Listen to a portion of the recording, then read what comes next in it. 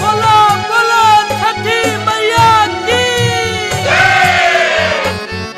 जय जय जय छठी मैया, जय जय जय छठी मैया, जय जय जय छठी मैया, जय जय जय छठी मैया, जय जय जय छठी मैया, जय जय जय छठी मैया, जय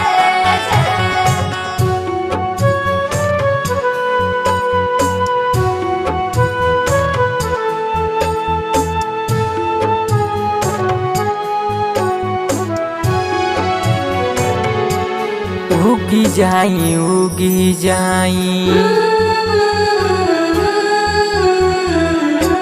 उगी जाई उगी जाई आदित्य गोसाई अरघिया के बेर भइल हो। उगी जाई आदित्य गोसाई अरघिया के बेर भइले हो। 3 दिन के भूखल तिवई करेले बरतिया अरघिया के बेर भइले हो।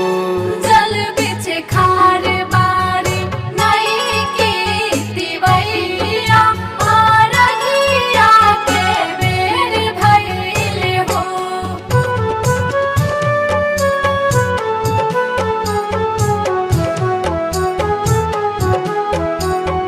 जय जय जय छठी मैया, जय जय जय छठी मैया, जय जय जय छठी मैया, जय जय जल बीच खार बारी भूखल तिवैया दर्शन देखा दीना सूरज गोसैया।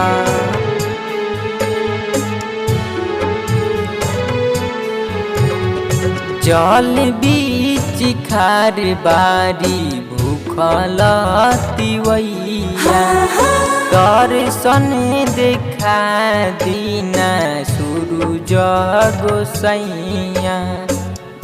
जल बीच खार बारी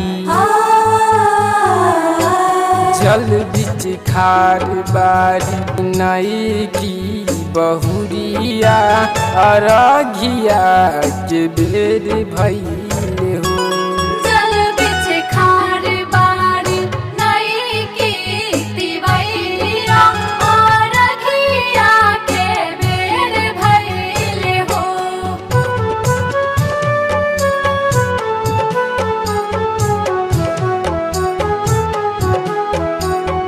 जय जय जय छठी मैया, जय जय जय छठी मैया, जय जय जय छठी मैया, जय जय जल बीच खार बारी भूखल तिवैया देर काहे कैले बानी आदित्य गोसैया।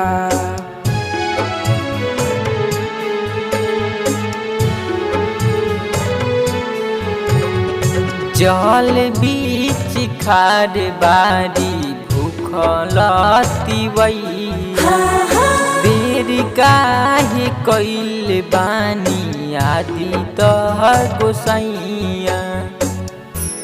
गावे लगीतिया गावे लगीतिया सोनुआ इंद्रजीत अरघिया के बेर भइले